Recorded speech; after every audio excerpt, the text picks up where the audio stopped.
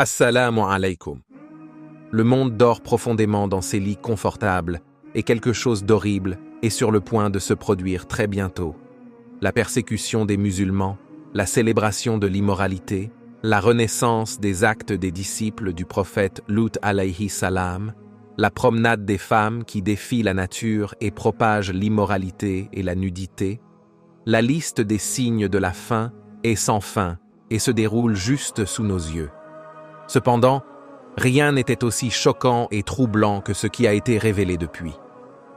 Cheikh Ousmane, un érudit musulman renommé, a décrit quelque chose qui devrait faire frémir. Les signes du jour du jugement ont été mentionnés, certains dans le Coran, d'autres dans les hadiths. La vache rouge n'est pas dans nos livres. Donc, nous ne sommes pas inquiets à ce sujet. Vous savez, ils peuvent, faire ce qu'ils veulent. Je ne suis pas inquiet à propos des génisses. Je vois d'autres signes dont les gens ne s'inquiètent pas alors que nous devrions le faire. Comme quoi? Par exemple, un signe que je n'aurais jamais pu imaginer se réaliser de notre vivant. Ce signe m'a choqué plus que tout, et les gens n'y prêtent même pas attention.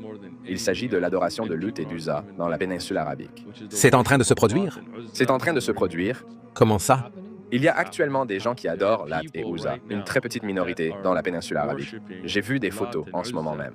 Elles sont en ligne et montrent des gens dans les pays arabes qui ont des statues personnelles, pas seulement dans les musées, et qui affichent qu'ils les vénèrent. Le messager d'Allah sallallahu alayhi wa sallam a dit que l'heure ne viendra pas tant que les gens ne reviendront pas à l'adoration de Lat et d'Uzza. J'ai dit ce signe que je ne pouvais pas imaginer et il s'est réalisé devant eux. Le fait que les Arabes s'adonnent à nouveau au culte des idoles, alors que le prophète sallallahu alayhi wa sallam a consacré toute sa vie à s'y opposer, est terrible et déprimant. Nous devrions nous réveiller pour renforcer notre foi et adhérer plus étroitement aux enseignements de l'islam. Il est essentiel de nous éduquer et d'éduquer les autres sur les dangers de s'éloigner de la voie tracée par notre prophète bien-aimé.